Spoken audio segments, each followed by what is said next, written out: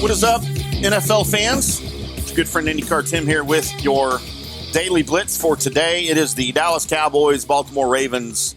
We'll call it the post-game edition. It's a few hours late, but, the NFL had a full schedule yesterday and had Chiefs last night and all sorts of things happening, and sometimes we don't get to these things as soon as we want to. Welcome into the show. Welcome into the network here on FanStream Sports at fanstreamsports.com. The FanStream Sports mobile app for Apple and for Android. Go download that at your app store. It's free. Get all of our live programming and all of our great podcasts 24/7 on the go. It was kind of a revenge game, if you want to call it that, for Derrick Henry, I thought, as the Ravens rolled into town. The 0-2 Ravens. The first time they've been 0-2 since way before Lamar Jackson got there. So this was uncharted territory for him. But, he came up big, I thought, when he had to, especially there at the end of the game on that third down run, when the Cowboys offense got the team back in the game and the Cowboys defense was holding for the most part on a couple of drives there.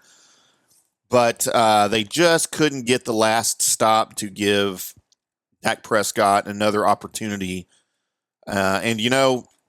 There were some questionable situations in the game early that affected this. Remember, 28-25 was a 3-point loss.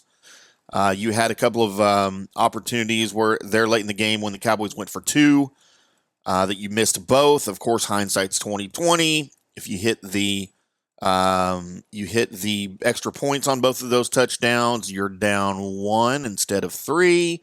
Possibly a different approach there. There was also an opportunity where Mike McCarthy, in the first half, pulled the field goal team off the field and didn't choose to kick a field goal, when that would have been an additional 3 points there for you, which was ultimately the difference in the game. Now, at the time, it didn't seem significant at all. But all in all, a miserable performance by the Dallas Cowboys. Not that great of a performance by the Baltimore Ravens against a very porous defense, but they did enough to win the game. Derrick Henry, of course, not signed by the Cowboys, not even pursued by the Cowboys this offseason, and he has a residence here in Dallas.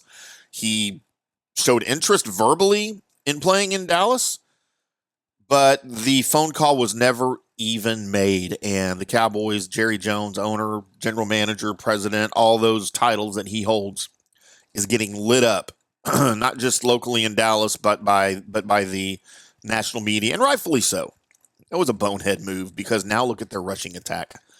Look at the Cowboys' non-existent running game. And I'm not sure Derrick Henry could be Derrick Henry with this offensive line, but he'd sure as heck be better than Rico Dowdle and Ezekiel Elliott and Deuce Vaughn. There's no question about that. The Ravens scored on their first two drives and led 28-6 before Dak Prescott and the Cowboys rallied late with some help from a now rare onside kick recovery. With the new, what they call the dynamic kickoff, onside kicks are going to, we thought, become extinct, because you have to declare for the onside kick, because you have to line up separately and differently. So you have to tell the refs and tell the other team, hey, we're going to kick an onside kick. There's no such thing as a surprise onside kick anymore. And yet it was successful. Oddly enough, the onside kick is a weird thing, man. It's just, everyone knew it was coming, and not one Raven could fall on the ball.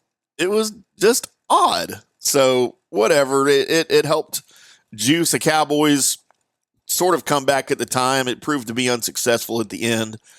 But good grief. Drawing a blank here. Lamar Jackson to Zay Flowers on that clutch completion at the end of the game. That put it away. Jackson had that 10-yard run on third down to basically to ice the game for sure. And after that, it was nothing. It was done. The Cowboys had nothing. And in Dallas, they're talking about, oh man, what a great comeback. The Cowboys barely lost the game. No, the Cowboys did not barely lose the game. The Cowboys played horribly through 3.5 quarters. And which is what I'm calling, this is the Cowboys' real team. What we saw against the Saints, what we saw against the Ravens in the first 3 quarters, that's the Cowboys that That's the real Cowboys. The shortcoming of the comeback, that was a fluke. All right. It was all things clicking for the Cowboys and against the Ravens. Don't let Jerry Jones and the organization tell you anything differently. That's not a promise of the future performance of the team. It doesn't mean we have the right personnel in Dallas. It doesn't mean any of that crap. It means you lost the game bad and you were never even in the game. For Baltimore, it's a win. It's your first win of the season. Is it a win over a good team? Nope. But it's a win, and that's what you needed to whatever, get this slow start off of your back. Lamar Jackson looked good. We finally got to see a breakout performance from Derrick Henry. Zay Flowers looked good. The offensive line looked pretty good. It was things that we needed to see from the Ravens offense and initially from the Ravens defense. Again, don't know how good of a Cowboys team this really is and how to sort of use this to judge if the Ravens have arrived, if they fix things. It's really tough to tell because you don't know so much about this Cowboys team. But, Dallas showed signs of life at the end. They've allowed 120 points in their last 3 home games. As a matter of fact, if you go back 3 home games, the Dallas Cowboys have been outscored in the first half of the last 3 home games. So Baltimore, New Orleans in week 2, and you go back to the playoff game against the Packers last year, right? In the first half of the last 3 Cowboys home games, they have been outscored 83-22. And that is coming off of a 16-game home winning streak that spanned 2.5 years. So you go from that to just horrible. And is Mike Zimmer the answer to this defense? It doesn't look like it. Keep in mind, Mike Zimmer was the offensive coordinator in Dallas during Dave Campo's 3 years as head coach when they went 5-11 each season. I know he had more success later, but that was a long time ago. And I was all for the hire for Mike Zimmer. I was all for the hire. But boy, it's not looking good. And the Ravens, you just got to keep going, right? You just have to keep going. You don't have the easiest schedule. You're at home against Buffalo on Sunday Night Football in week 4. Buffalo, I think a lot of people overblow Buffalo. I don't think they're as good as a lot of people think they are. I don't think they're better than the Ravens. And the Ravens are at home.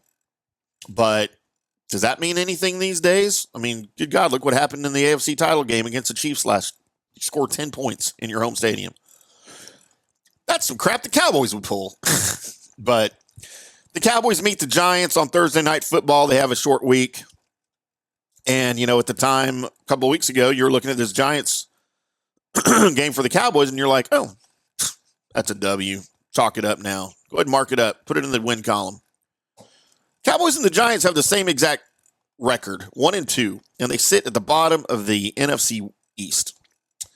So, yeah, I don't know. Do Cowboys fans feel confident about a win against the Giants?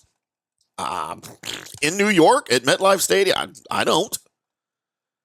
Do Ravens fans feel good about a home win over Buffalo next Sunday? Depends what version of Derrick Henry and which version of the Ravens we're going to get, doesn't it? So, go look up all the stats. I don't want to give you all the boring stats. Nobody wants to hear that from me. You can go look it up on your phone these days, right? But overall, good performance by the Ravens. Overall, horrible performance by the Cowboys. And I feel like there's many, many more of those horrible performances to come in the upcoming weeks because your schedule, Cowboys fans, does not get better. You've got Pittsburgh after the Giants. You've got Pittsburgh. You've got Detroit. You have a bye week. And then San Francisco, Atlanta, Philadelphia, and Houston before you finally get maybe another cream puff in Washington in week 12. So this thing could get ugly and go south very, very quickly in already a lame duck season for Mike McCarthy and the coaching staff. So it is what it is. Ravens, let's pull it out. Just one game at a time. Let's beat Buffalo at M&T, and then we'll take the rest of the schedule one game at a time. So I would love to hear what you guys thought. Find me on the X and on Threads at IndyCar Tim. If you're watching the video here on YouTube or here on FanStream Sports TV, leave me a comment here in the comments section. I would love to discuss this with you and hear your thoughts.